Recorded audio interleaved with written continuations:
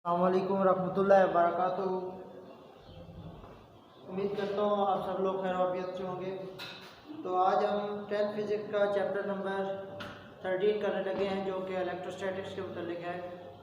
अब इससे पहले मैं आपके साथ 3 चैप्टर शेयर कर चुका हूँ। उम्मीद करता हूँ कि वो आपको अच्छे तरीके से समझ आ गए होंगे। तो इस चैप्टर का रिव्यू आपके साथ शेयर करने लगा हूँ, तो आपने इस वीडियो को मुकम्मल देख लेना है। किसी किस्म की कोई बात समझ नहीं आती तो आपने मेरे से कमेंट करके पूछ सकते हैं। तो चैप्टर हमारे पास है इलेक्ट्रोस्टैटिक्स का। सबसे पहले तो देख लेते हैं कि इलेक्ट्रोस्टैटिक्स का वर्ड मीनिंग क्या है। कि अगर इसका मीनिंग करें, वर्ड मीनिंग करें तो इलेक्ट्रॉन से निकला है। ये जो है वर्ड इलेक्ट्रॉन से निकला है, और स्टैटिक जो होता है रेस्ट से है। तो मीन इलेक्ट्रॉन एट रेस्ट या charge at rest, charge at rest. तो इलेक्ट्रोस्टैटिक्स में हम चार्ज को रेस्ट की हालत में उसकी प्रॉपर्टीज़ का मुताला करते हैं। इसकी डेफिनेशन हम करते हैं कि the study of charge at rest is known as electrostatic.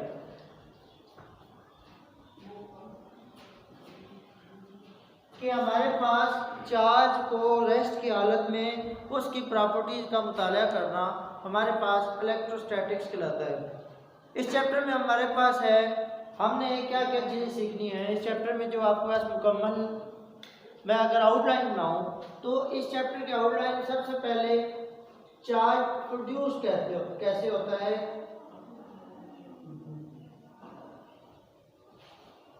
कि आप प्रोडक्शन ऑफ चार्ज,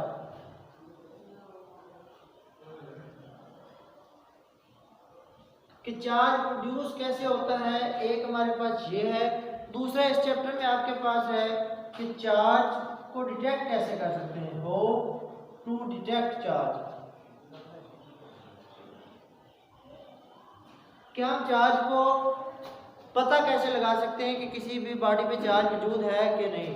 और उसके बाद जो मैग्नीट्यूड, उसकी जो है बस मैग्नीट्यूड ऑफ फोर्स कॉलम का हमने इसमें देखना है।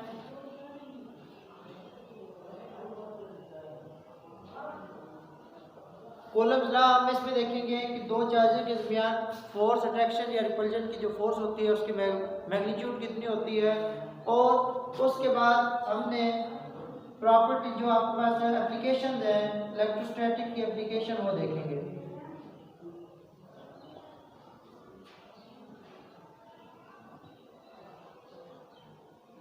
इलेक्ट्रोस्टैटिक्स के एप्लीकेशन को देखेंगे, और उसके बाद problem of electrostatic, hazards of electrostatic हम देखेंगे।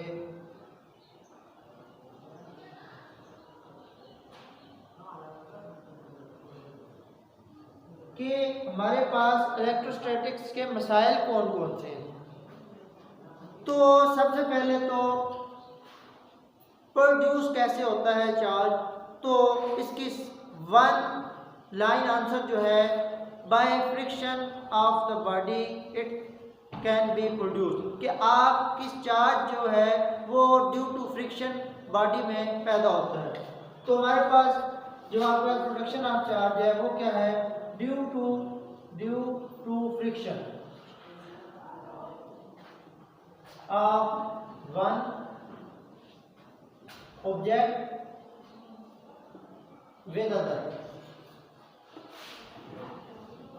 कि जब किसी भी बॉडी को दूसरी बॉडी के साथ रगड़ा जाए, उसको रब किया जाए, तो उस वक्त में हमारे पास क्या होता है कि चार्ज डेवलप हो जाता है। इसके लिए हमारे पास किताब में 2-3 सरगर्मी है। उसमें पहली सरगर्मी ये है कि अगर आप एक प्लास्टिक रॉड लें, प्रॉपर्टीज अगर आपके पास क्या हो कि प्लास्टिक का रॉड लें, उसको सिल्क के जो आपके पास सिल्क के कपड़े के साथ आप क्या करें, उसको रगड़ें। ये सिल्क का कपड़ा है, इसके साथ आप रगड़ें तो आप देखते हो कि, और एक और प्लास्टिक रॉड लें, ठीक है, इसको भी आप सिल्क के कपड़े पे आप क्या करते हो, रगड़ते हो। तो और उसके बाद आप इन दोनों को एक दूसरे के करीब लेके आते हो, पास लेके आते हो, तो आप देखते हो कि ये दोनों प्लास्टिक रॉड जो एक दूसरे को क्या करते हैं, रिपेल करते हैं, दोनों एक दूसरे को रिपेल करते हैं। ठीक है, और अगर आप यहाँ पे प्लास्टिक की बजाय एक और ग्लास रॉड लें और ग्लास के साथ इसको क्या करें, ये प्लास्टिक जो है और ये प्लास्टिक है, ये आपस में रिपेल करते हैं। और अगर इसके साथ आप क्या करें, ग्लास को चेक करें इसके साथ सिल्क के साथ रगड़ के, तो क्या होगा,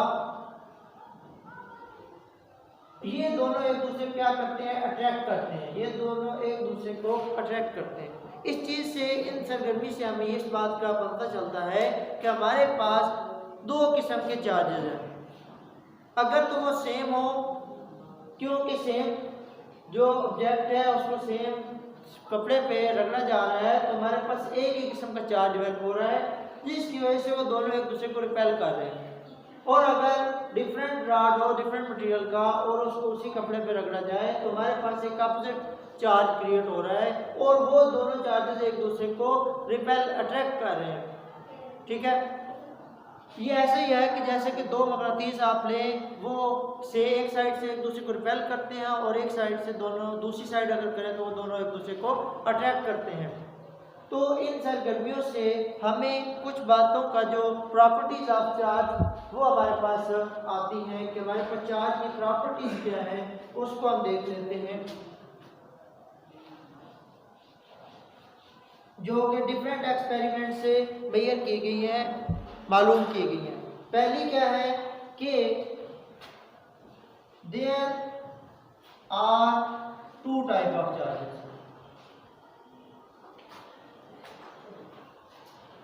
हमारे पास पॉजिटिव एंड नेगेटिव।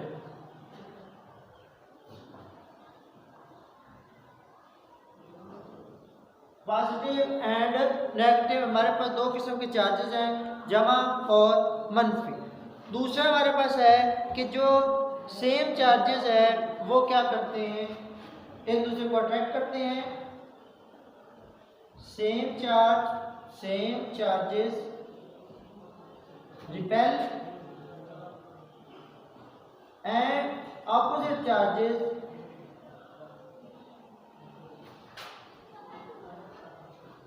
अट्रैक्ट।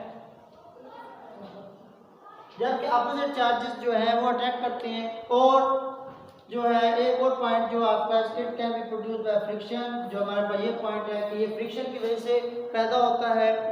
और इसके बाद हमारे पास क्या है कि जो रिपल्जन है वो आपके पास sure test of the charge, के अगर रिपल्जन हो, रिपल्जन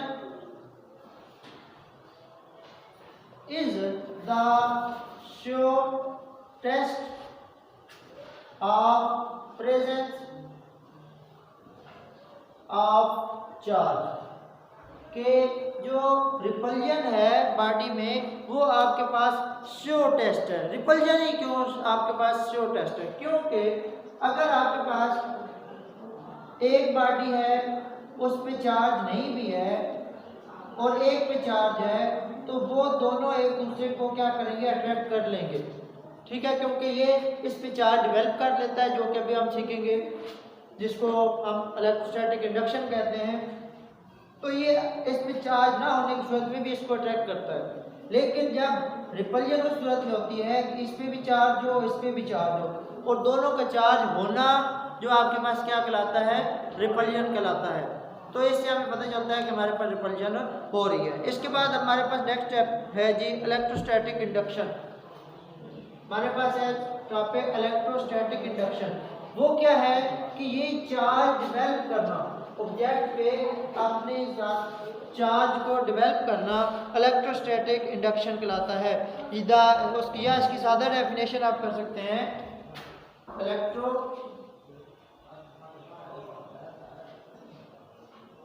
इंडक्शन। इंडक्शन का मानी है इंड्यूस करना। इंड्यूस मीन जबरदस्ती करना, आप कोई काम खुद करें, तो इसलिए इसको इलेक्ट्रोस्टैटिक इंडक्शन कहा गया है। कि हमारे पास अगर कोई एक स्फीयर है उसके ऊपर कोई भी ऑब्जेक्ट होता है तो उसके ऊपर आपके पास हर टाइम ये चार्जेस मौजूद होते हैं, पॉजिटिव या नेगेटिव मौजूद होते हैं। पॉजिटिव या नेगेटिव चार्ज किसी बॉडी पे तब आता है जब एक चार्ज उस बॉडी को रिलीव करे या ऐड अप हो। तो यहाँ पे ये इंसुलेटिंग मटेरियल है जहाँ पे चार्ज आपके पास ना निकल सकता है ना आ सकता है। तो ऐसे इंसुलेटिंग मटेरियल को हम अगर चार्ज करना चाहते हैं तो ये है जी इलेक्ट्रोस्टैटिक इंडक्शन कि हमारे पास the separation of charge is known as electrostatic induction. ठीक है, द सेपरेशन ऑफ चार्ज, इसकी डेफिनेशन अगर करें कि आप पास इसके पॉजिटिव नेगेटिव दोनों चार्जेस मौजूद होते हैं। आप इन दोनों को क्या करें, सेपरेट करने के लिए क्या करते हैं कि एक और ऑब्जेक्ट जिस पे आपके पास पॉजिटिव चार्ज होता है या नेगेटिव चार्ज होता है उसके करीब लेके आते हो। तो होता क्या है कि ये पॉजिटिव चार्ज पॉजिटिव को क्या करता है, रिपेल करता है, जबकि नेगेटिव चार्ज को क्या करता है, अट्रैक्ट करता है। तो क्या होता है कि एक साइड पे नेगेटिव चार्ज डेवलप हो जाता है और एक साइड पे पॉजिटिव चार्ज डेवलप हो जाता है। इस प्रोसेस को, इस अमल को कि एक साइड पे आपके पास अपोजिट चार्ज आ जाए, दूसरे साइड पे अपोजिट चार्ज आ जाए, सेपरेशन ऑफ चार्जेस, इस अमल को हम कहते हैं इलेक्ट्रोस्टैटिक इंडक्शन। तो द सेपरेशन ऑफ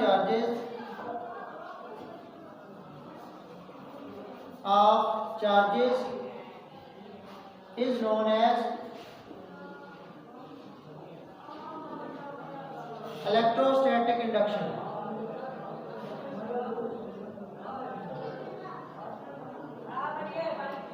इस चीज को हम क्या कहते हैं, इलेक्ट्रोस्टैटिक इंडक्शन।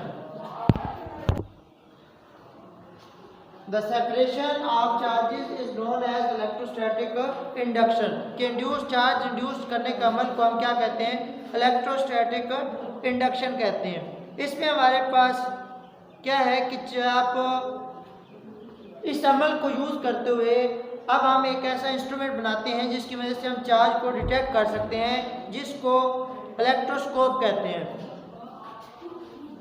अब हमारे पास है चार्ज को डिटेक्ट करने के लिए इंस्ट्रूमेंट, वो हमारे पास क्या है, electroscope.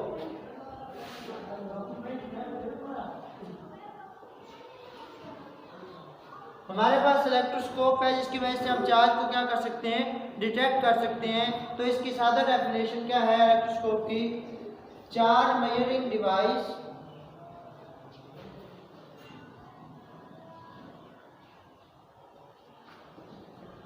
Is known as electroscope,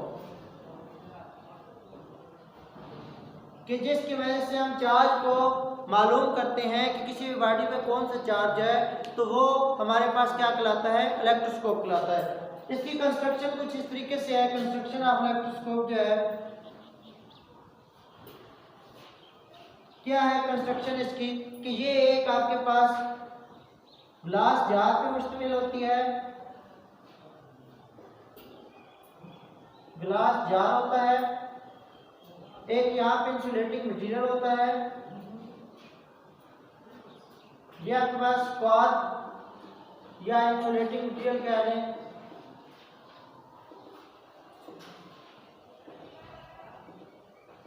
insulating material होता है, यहाँ पे एक ब्रास डिस्क होती है जो कि जो आपके पास ग्लास जार के अंदर आती है, उसके एंड पे गोल्ड लीफ होते हैं,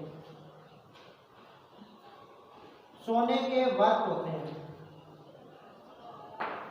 सोने के वर्क होते हैं जो एक दूसरे के साथ सेपरेट होते हैं इस तरीके से। ये वाले जो चार्जेस हैं इस तरीके से वो क्या होते हैं, सेपरेट होते हैं। ये ब्रास रॉड है, ये ब्रास डिस्क है।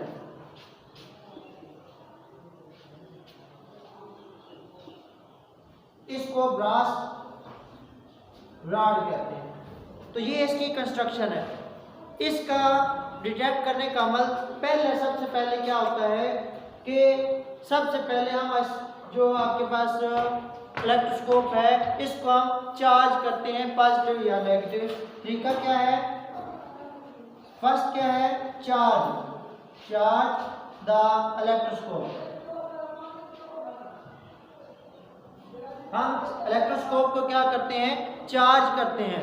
इलेक्ट्रोस्कोप को क्या करते हैं, चार्ज करते हैं। चार्ज करने का अमल क्या है कि हम अगर आपने क्या करना है, इस ब्रास जो आपने चार्ज करना है, सपोज मैं इसके करीब लेके आता हूँ, पॉजिटिव रॉड लेके आता हूँ, तो क्या होता है, मैंने पॉजिटिव चार्ज करना है तो मैं पॉजिटिव रॉड लेके आऊँगा, नेगेटिव चार्ज करना है तो नेगेटिव चार्ज इसके पास लेके आऊँगा।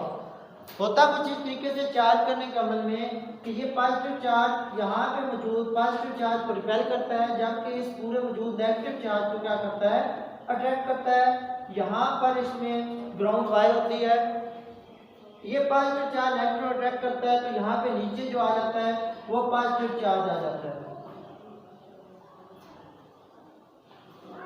ये पॉजिटिव नीचे आने की वजह से क्या करते हैं, हम इसको साथ अटैच किए रखते हैं और इसको क्या कर देते हैं, ग्राउंड कर देते हैं। तो हमारे पास जो पॉजिटिव चार्ज है वो क्या हो जाता है, ग्राउंड में चला जाता है, नीचे निकल जाता है। तो हमारे पास इसको हम साइड पे करते हैं और इसको पीछे हटा देते हैं, तो हमारे पास ओवरऑल जो बॉडी पे चार्ज होता है वो आपके पास नेगेटिव चार्ज आ जाता है और वही आगे आपके पास फैल जाता है। तो बॉडी ओवरऑल जो आप है उस पर नेगेटिवली चार्ज हो जाती है। इसी तरीके से आपने अगर इस पर पॉजिटिव चार्ज करना है तो यहाँ पे नेगेटिव रॉड इसके पास ले आए, आपके पास यहाँ पे जो चार्ज आ जाएगा पॉजिटिव चार्ज आ जाएगा। तो चार्ज करने के बाद हमने ये डिटेक्ट जो चार्ज डिटेक्ट करना होता है वो इसके करीब लेके आते हैं। मैं अब ये मेरे पास टेस्टिंग है कोई भी चीज़, मैं इस पर नेगेटिव चार्ज है, मुझे नहीं पता इस पर कौन सा चार्ज है, मैं इसके करीब लेके आता हूँ। अब देखो यहाँ पे अगर नीचे नेगेटिव चार्ज ज़्यादा होगा तो इन दो लीफ के दरमियान रिपल्जन ज़्यादा हो जाएगी, ठीक है। और अगर इस पे आपके पास इधर आपके पास अगर नेगेटिव है तो नेगेटिव रिपेल करेगा और यहाँ पे चार्ज की मिकदार ज़्यादा हो जाएगी, इसलिए डाइवर्जन ज़्यादा हो जाएगी, ठीक है।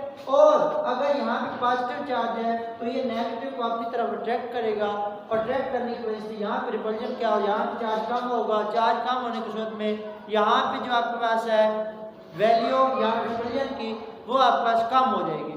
तो अगर तो मैं इसके करीब पॉजिटिव लेके आता हूँ, मुझे यहाँ पे अट्रैक्शन होती है, यहाँ पे आपके पास ये करीब आते हैं, तो मैं इस चीज़ से अंदाज़ा लगाऊंगा कि मेरे पास जो बॉडी पे चार्ज है वो पॉजिटिव है। और अगर यहाँ पे ये डिफ्लेक्शन क्या होती है, यहाँ पे मैं नज़दीक ले आता हूँ और ये डिफ्लेक्शन ज़्यादा हो जाती है, तो मैं कहूँगा कि इस पे आपके पास बॉडी पे नेगेटिव चार्ज है।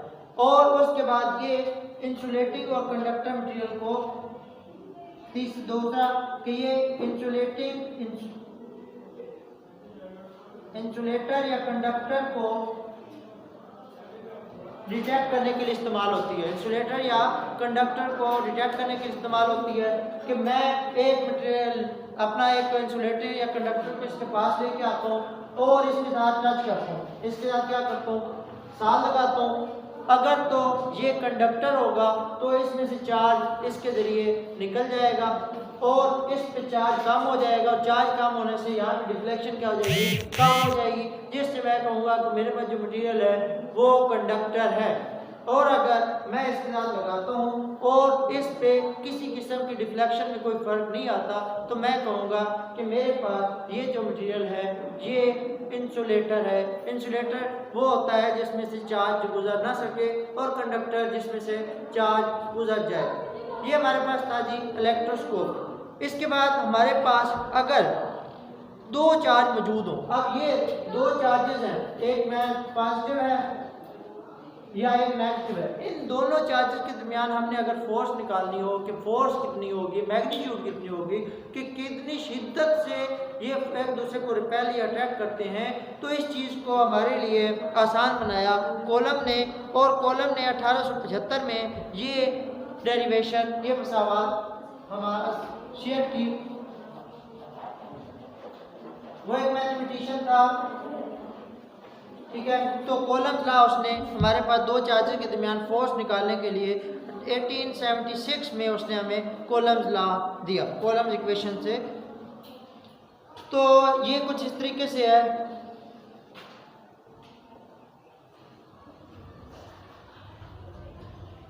कॉलम्स लॉ कूलम्ब लॉ क्या कहता है? कहता क्या है कि ये आपके पास इसने जो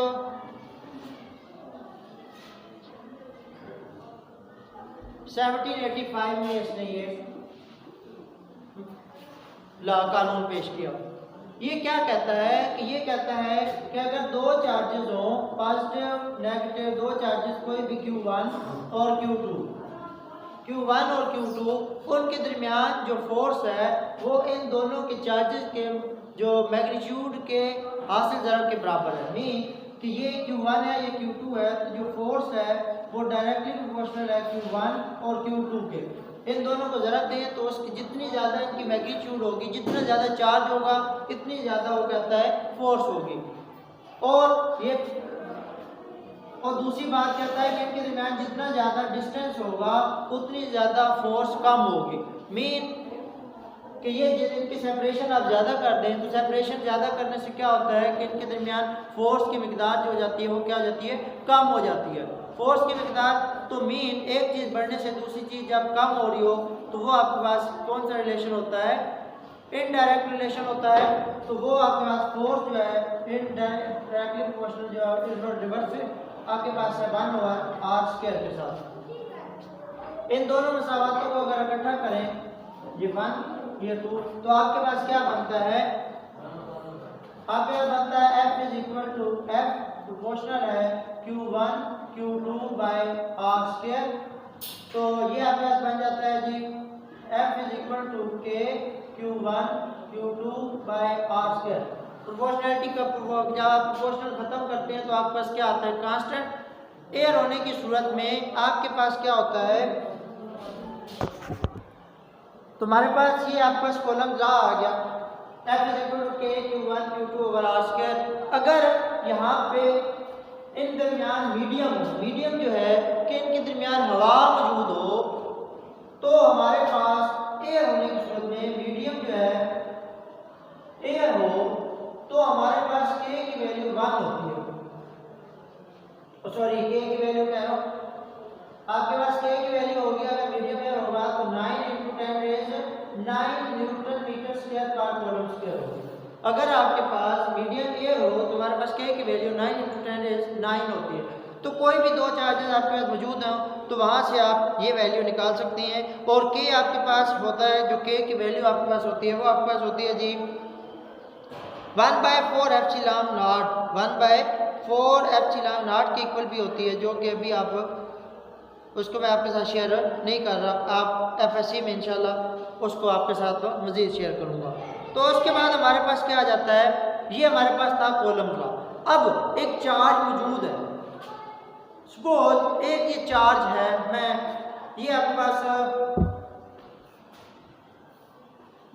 पॉजिटिव चार्ज है, ये आपका ऑब्जेक्ट है, इसमें पॉजिटिव चार्ज है। अब एक इलाका तो इस चार्ज जो आपके पास मौजूद है इसके गिर्द एक इलाका होगा कि ये मेरे पास चार्ज और चार्ज है, ये चार्ज है। तो यहाँ इस इलाके में जहाँ तक ये किसी जगह पे अट्रैक्शन या रिपल्जन शो करेगा अपने इलाके में, यहाँ पे ये अट्रैक्शन या रिपल्जन शो कर रहा है, यहाँ पे ले जाता हूँ तो ये अट्रैक्शन या रिपल्जन शो नहीं करता। तो इसका एक इलाका है, इसके गिर्द एक इलाका है जहाँ पे ये एक दूसरे चार्ज पे फोर्स लगाता है, इसको इलेक्ट्रिक फील्ड कहते हैं। तो इलेक्ट्रिक फील्ड की डेफिनेशन हम क्या करेंगे? Electric field the area around a charge,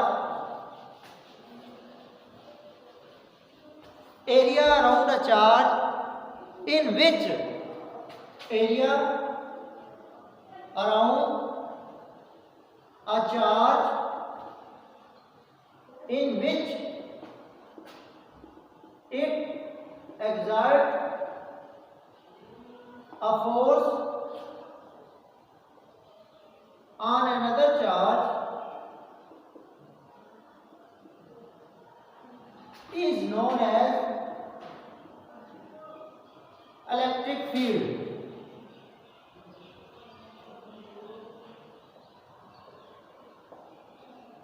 अब इस चीज को तो हम इलेक्ट्रिक फील्ड कहते हैं कि अगर मेरे पास ये चार्ज मौजूद है, यहाँ पर जो फोर्स है और यहाँ पर जो फोर्स है क्या बराबर होगी? बिल्कुल बराबर नहीं होगी। ये इसके नज़दीक है तो यहाँ पर जो है इसकी जो अट्रैक्शन या रिपल्जन की फोर्स होगी वो ज़्यादा होगी, यहाँ पर अट्रैक्शन या रिपल्जन की फोर्स जो होगी वो कम होगी। तो इस चीज़ को हम क्या कहते हैं? इस चीज़ को हम इलेक्ट्रिक फील्ड इंटेंसिटी से मालूम करते हैं कि यहाँ पर इसकी कितनी फोर्स लगेगी और यहाँ पर कितनी फोर्स लगेगी। तो इस चीज़ को डिफरेंशिएट करने के लिए इलेक्ट्रिक फील्ड इंटेंसिटी का सहारा लेते हैं कि जो आपके पास क्या है, इलेक्ट्रिक फील्ड इंटेंसिटी क्या है, इलेक्ट्रिक, ये आपके पास इलेक्ट्रिक फील्ड था,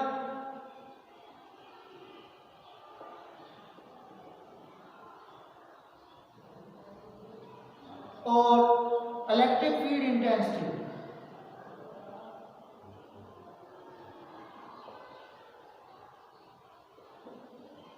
क्या है, फोर्स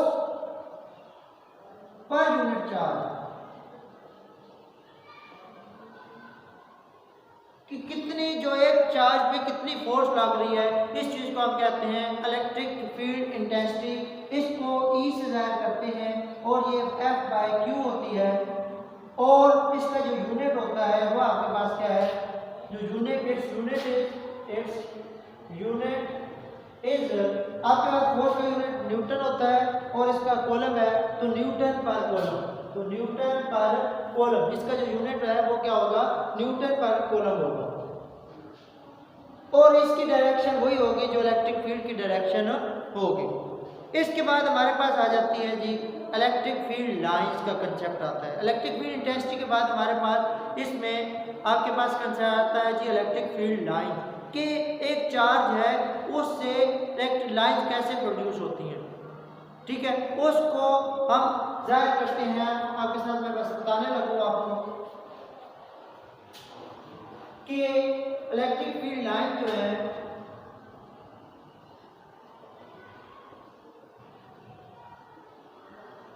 कि आपने ये याद रखना है कि पॉजिटिव की वजह से जो आपके पास आउटवर्ड होती है इलेक्ट्रिक फील्ड लाइंस, जबकि नेगेटिव की वजह से इनवर्ड होती है इलेक्ट्रिक फील्ड लाइन।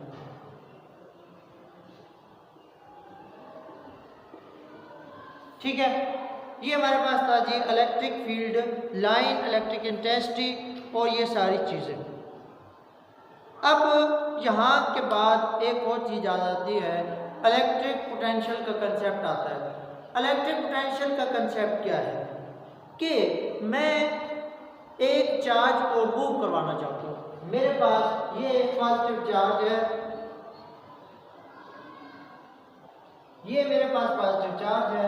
आपको पता है कि जैसे मैं, ये मेरे पास मार्कर है, इसको मैंने यहाँ से डिस्प्लेस करवाना है ऊपर की तरफ अगेंस्ट द ग्रेविटी, तो मुझे क्या करना पड़ता है, इस पर काम करना पड़ता है। इसी तरीके से अगर मेरे पास पॉजिटिव चार्ज है, मैं इस पॉजिटिव के पास एक Q charge, test charge, positive test charge रखता हूँ, मैं इसको इन्फिनिटी से यहाँ तक लेके आना चाहता हूँ, तो मुझे जाहिर सी बात है कुछ काम करना पड़ेगा।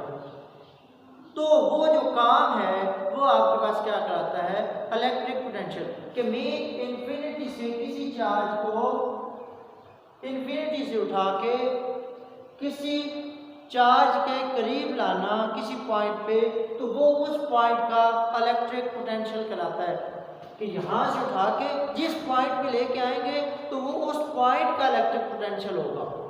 तो हम इसके क्या कर सकते हैं कि हमारे पास इसको जब लिखेंगे इलेक्ट्रिक पोटेंशियल को, कि वो वर्क यूनिट आना यूनिट पॉजिटिव चार्ज, कि आपने जो काम किया वो आपके पास क्या है, इलेक्ट्रिक पोटेंशियल, कि इसको आप जाहिर करते हो V से, और ये होता है W/Q, कि आपने इस चार्ज पे कितना काम किया। वर्क यूनिट आना पॉजिटिव चार्ज की आप डेफिनेशन कर लो, वर्क डन ऑन और unit positive charge to bring it from infinity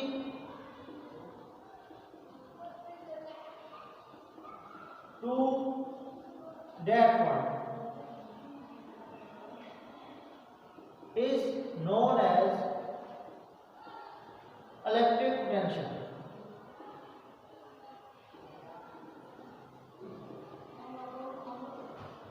इस चीज को हम क्या कहते हैं? इलेक्ट्रिक पोटेंशियल कहते हैं।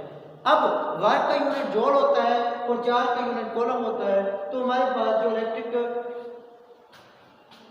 पोटेंशियल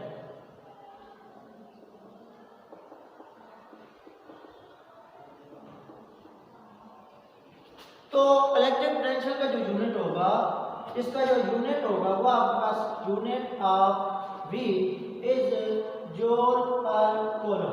वर्क का यूनिट जूल होता है और चार्ज का यूनिट कूलम होता है, तो इसलिए हम क्या कहेंगे कि इसका जो यूनिट है वो क्या है?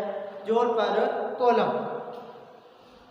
इसके बाद हमारे पास है जी इसकी एप्लीकेशंस में हमारे पास सबसे बुनियादी चीज़ को चार्ज को स्टोर कैसे करते हैं, चार्ज को स्टोर करने का तरीका, ठीक है, जो हम यूज़ करते हैं। कैपेसिटर है, कैपेसिटर चार्ज को स्टोर करने वाली एक डिवाइस है। तो हम पढ़ते हैं कि कैपेसिटर क्या होते हैं और कैपेसिटर चार्ज को स्टोर कैसे करता है। तो हमारे पास अब है जी कैपेसिटर्स। तो कैपेसिटर को हम देखने लगे हैं। कैपेसिटर क्या है? Capacitor is a charge storing device, ठीक है, जिसको आप क्या कहते हो? कैपेसिटर कहते हो। कैपेसिटर की कंस्ट्रक्शन क्या है कि ये दो metal consist on two metal plate, कि ये दो मेटल प्लेट पर मुश्तमिल होती है, 1 और 2, जो कि पैरेलल एक दूसरे के सामने होती हैं, और उनके दरमियान एक इंसुलेटिंग मटेरियल होता है, जैसे कि हवा या आपके पास कोई भी ऐसी मटेरियल जिसमें से करंट ना गुजर सकते हो। तो उसकी बुनियाद पे हम क्या करते हैं कि इसमें जब हम कैपेसिटर को जितनी वोल्टेज देते हैं तो उसमें हमारे पास उतना चार्ज स्टोर हो जाता है। तो जितना हमारे पास मीन के आपके पास क्या होता है, जितनी ज़्यादा वोल्टेज उतना ज़्यादा चार्ज। तो मीन वोल्टेज और जो चार्ज का रिलेशन है वो आपके पास क्या डायरेक्टली रिलेशन है। तो Q इज इक्वल, जो Q प्रोपोर्शनल है वोल्टेज के। अगर आप प्रोपोर्शनलिटी कांस्टेंट खत्म करें तो हमारे पास क्या आ जाता है? Q is equal to CV। C यहाँ पे कैपेसिटर ऑफ कैपेसिटर है जिसका यूनिट फैरेड में होता है। अब कैपेसिटर को जोड़ने के हमारे पास दो तरीके होते हैं। कैपेसिटर को जोड़ने के हमारे पास दो तरीके हैं, वो कौन कौन से? एक है सीरीज और एक है पैरेलल तरीका। कैपेसिटर को जोड़ने के हमारे पास दो तरीके हैं, मुख्तसर सा उसका देख लेते हैं। कैपेसिटर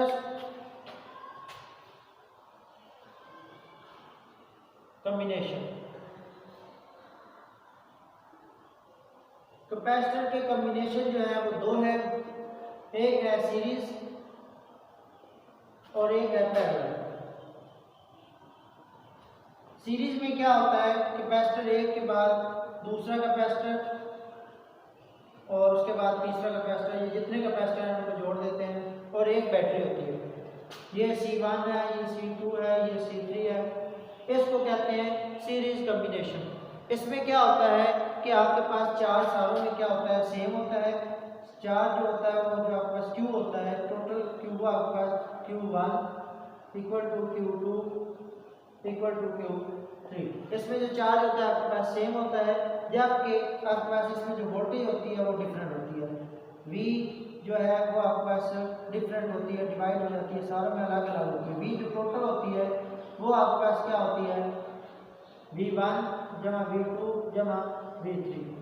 और इसमें जो आपके पास टोटल कैपेसिटेंस होती है वो आपके पास क्या आ जाती है? बटे में आ जाती है। टोटल कैपेसिटेंस वो क्या होती है जी आपके पास 1 by C equivalence is equal to 1 by C1 plus 1 by C2 plus 1 by C3।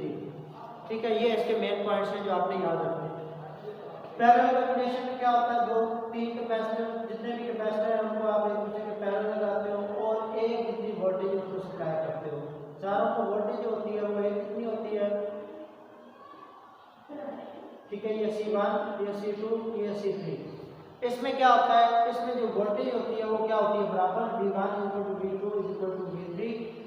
जबकि इसमें जो चार्ज होता है वो आपके पास क्या आ जाता है? प्लस हो जाता है Q1 जमा Q2 जमा Q3। और इसमें जो कैपेसिटेंस होती है C equal to C1 plus C2 plus C3 आ जाती है। ठीक है, ये हमारे पास थे द कॉम्बिनेशन ऑफ कैपेसिटर्स। ठीक है,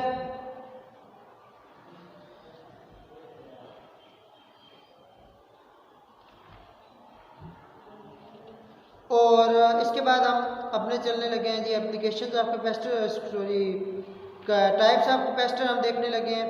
तो टाइप्स कैपेसिटर के क्या है हमारे पास कितनी किस्म की कैपेसिटर्स हैं। सबसे पहले हमारे पास कैपेसिटर की अकसाम जो है वो आपके पास पेपर कैपेसिटर, माइका कैपेसिटर, मैं सिर्फ आपके साथ नाम शेयर कर रहा हूँ, थोड़ा बहुत बताने का ये आपने देख लिया। उसके बाद हम देखने लगे हैं कैपेसिटर की अकसाम, टाइप्स ऑफ कैपेसिटर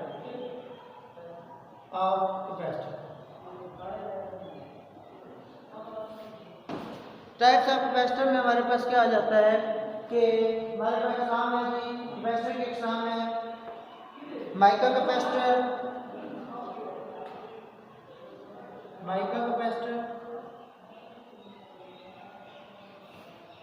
उसके बाद हमारे पास पेपर कैपेसिटर है, वेरिएबल कैपेसिटर है, माइका कैपेसिटर, पेपर कैपेसिटर,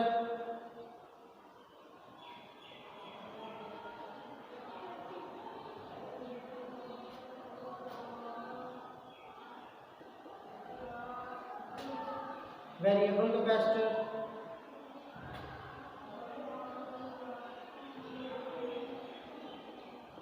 ठीक है। ये हमारे पास इनकी कैसे अकसाम कैसे बनाई जाती हैं कि एक तो दो किस अकसाम पे, एक इंसुलेटिंग मटेरियल से इनको डिफ्रेंशिएट किया जाता है और दूसरा के साइज के हिसाब से इनको मुख्तलिफ अकसाम में तकसीम किया गया है। कैसे होता क्या है, माइका कैपेसिटर में जो आप इंसुलेटिंग मटेरियल यूज़ करते हो वो माइका का होता है। पेपर कैपेसिटर में आप पेपर साइज का क्या लेते हो, पेपर लेते हो दो, उनके दरमियान एक ऐसा मटेरियल लेते हो, नॉन कंडक्टिंग मटेरियल लेते हो और उसको फोल्ड कर देते हो और किसी कैप्सूल प्लास्टिक में क्या कर देते हो, बंद कर देते हो, जो कि आप देखते हो घरों में अक्सर आप देखते हो जो आपके पंखों में लगा होता है वो कैपेसिटर है। उसके बाद एक वेरिएबल कैपेसिटर है। वेरिएबल कैपेसिटर मीन जिसकी आप कैपेसिटर्स को कम या ज़्यादा कर सकते हैं, ये ज़्यादातर रेडियो वगैरह में इस्तेमाल होता है।